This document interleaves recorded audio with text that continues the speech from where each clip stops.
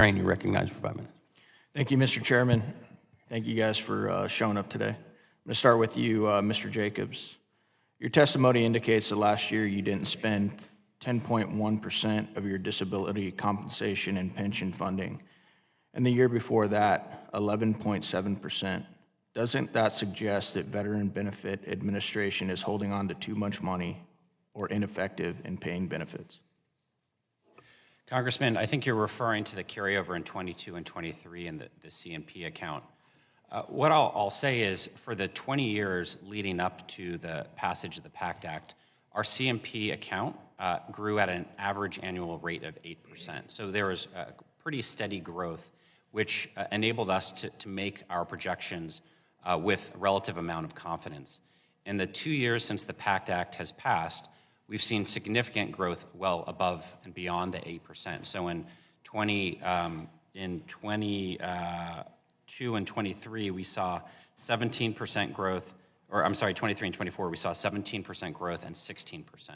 And so it's fundamentally changed the way that we are calculating the budget, particularly a budget process that starts 2 years in advance. I will also add there are things like targeted outreach that we've done that have been quite successful. Dr. Elnahal mentioned what's happening on the healthcare side.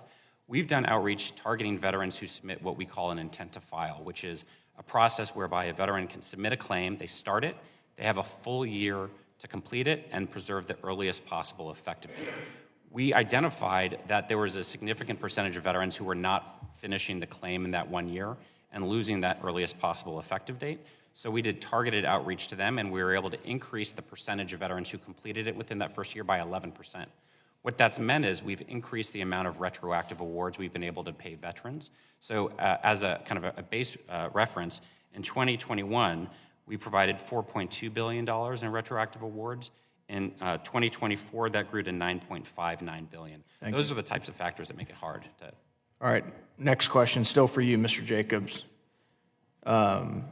Benefits dollars are mandatory. 2 times every year, VA counts up how much money is needed to pay benefits, and Congress provides it.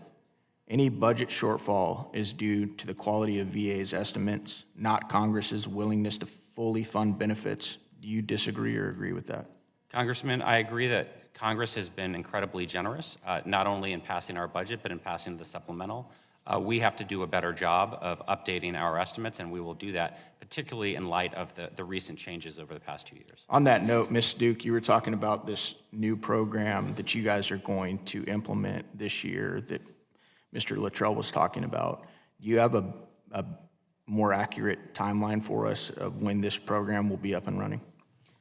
So it's been a phased implementation across the department. VHA is the last to do the full adoption. We will be starting with it at central office this calendar year, and then we will do a pilot to make sure that we can implement it safely at a medical center without causing any danger to the patients.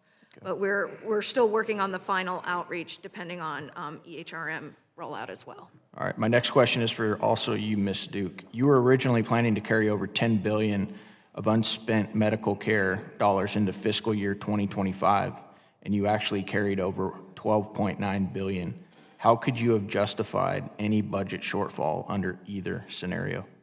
So as the 2025 budget indicated, we had planned for that carryover to be available as a resource as part of our total fiscal requirement in 2025. The actual carryover ended up being very close to what we expected in the president's budget, but we still potentially had a need. That is why we thought that the overspending in 24 would have an impact on our financial requirements in 2025 because we had planned for that carryover. Is that typical for you guys to plan as much as $10 billion? I would say it's not typical.